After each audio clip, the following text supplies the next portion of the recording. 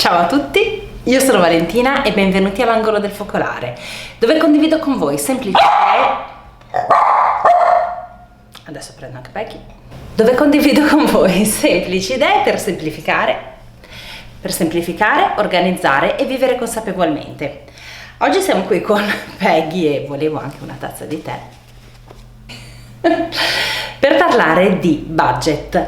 È un argomento che mi sta particolarmente a cuore ultimamente, visto che stiamo cercando di risparmiare con un obiettivo.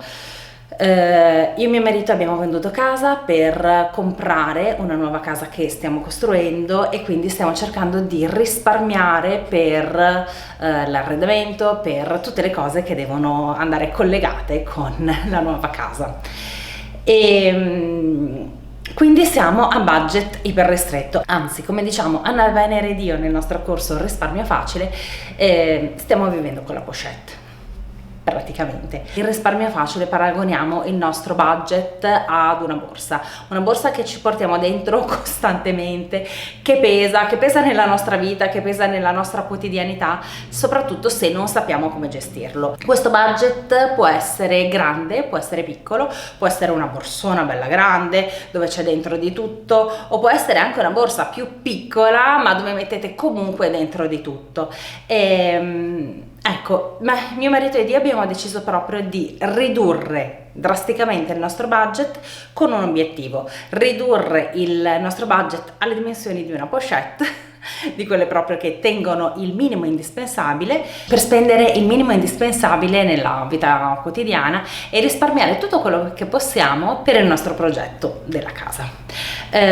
Quindi mi sono fatta un paio di appuntini qui per parlarvi di un argomento che relativamente a questo è molto importante. Ultimamente ci siamo resi conto, mio marito ed io, che con la quarantena, la bimba a casa, va bene adesso la bambina va a scuola, ma la bambina, il cane che ha bisogno di tante attenzioni, la costruzione della casa che ci fa, non dico perdere tempo, ma ci fa perdere tempo nel senso che abbiamo bisogno di confrontarci di più relativamente proprio alla costruzione della casa. Perdiamo tanto tempo di questo genere e non abbiamo più molto tempo da dedicare a noi e a noi due come coppia. È sempre più risicato, quindi abbiamo deciso di dedicare un po' del nostro budget alle uscite, al cercare di stare il più possibile insieme e alle uscite a due. Sicuramente con le ulteriori restrizioni che ci sono adesso uscire è sempre più complicato, però vi dico come abbiamo fatto negli ultimi mesi. Abbiamo rinunciato a qualcosa nel nostro budget, seppur limitato, per poterci permettere una babysitter 2 volte al mese. Questa babysitter 2 volte al mese è davvero preziosissima, ci permette di uscire 2 volte al mese, di darci un appuntamento. In questo modo una volta mi occupo io dell'appuntamento, cerco le idee, cerco qualcosa di carino da fare insieme, l'altra volta se ne occupa lui. Vi dicevo che siamo quindi riusciti ad inserire il budget della babysitter nel nostro budget risicatissimo, nella nostra pochette. Perché? Perché nonostante abbiamo la pochette, nonostante stiamo vivendo... Cosa c'è, Peggy? No, una telecamera che non l'hai mai vista? Nonostante stiamo risparmiando per un obiettivo, questo non vuol dire che non dobbiamo divertirci, anzi divertirci fa proprio parte dell'obiettivo, ci dà nuova forza, nuova energia per continuare a risparmiare, per farlo più attentamente e tolta questo sfizio un paio di volte al mese, riusciamo poi ad affrontare il mese e la settimana con più entusiasmo. Ho quindi fatto un elenco di attività che si possono fare, alcune uscendo e alcune invece da casa, se mai dovessimo essere costretti a fare gli appuntamenti da casa. Per uscire la cosa che per noi ha cambiato il mood è stato proprio cercare di uscire, non andiamo a cena e torniamo, fine, ma è proprio il chiamare la babysitter presto, verso le 4-5, per permetterci di uscire prima, fare un'attività insieme, fare qualcosa insieme, fare qualcosa che ci straviasse la mente e che ci collegasse come persone, come coppia, e poi eventualmente andare anche a cena, ma non doveva essere l'obiettivo andare a cena fuori, che magari appunto può essere pure costoso, per cui l'obiettivo è fare qualcosa insieme, magari non necessariamente neanche costoso. Iniziamo a vedere che cosa, ad esempio. Ultimamente ci stiamo appassionando moltissimo ai mercatini dell'antiquariato, per cui una cosa da fare insieme sicuramente è andare a visitare mercatini dell'antiquariato. Tra l'altro sono tutte all'aperto queste idee.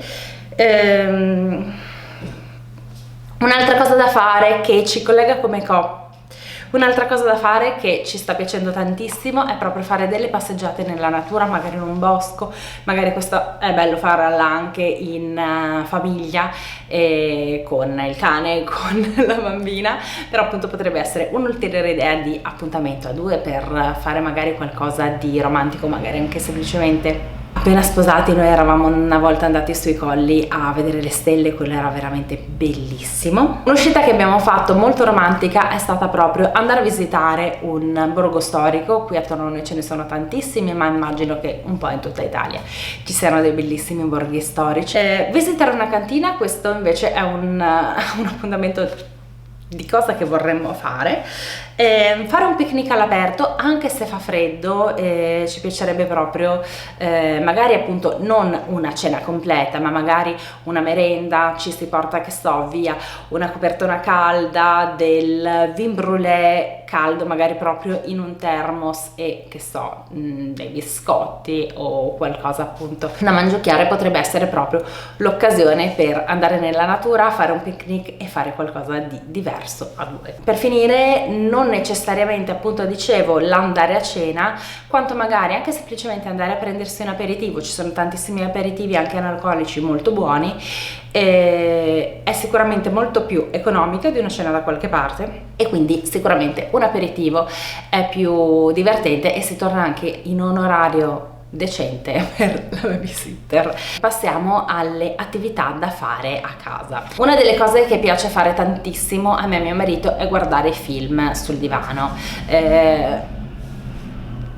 per renderlo però un appuntamento, cioè proprio per dirsi: che ne dici? Ci vediamo sabato sera, venerdì sera, domenica sera sul divano per vedere un film. Per noi funziona tantissimo dirci: ok, che so, facciamo una maratona di film e questi sono i film. E adesso vi dico quali sono i film del periodo che mi piacerebbe vedere insieme a mio marito e vediamo se riusciamo magari a vederne qualcuno. Hocus Pocus è un film per bambini, ma a noi piace tantissimo e Sole forse è un po' ancora piccola per guardarlo, e quindi sicuramente mi piacerebbe vederlo insieme a lui. Malefica, sono tutti questi film tra l'altro su Disney Plus. Noi abbiamo fatto Disney Plus ancora a inizio anno, forse appena uscito, e ci sta piacendo tantissimo.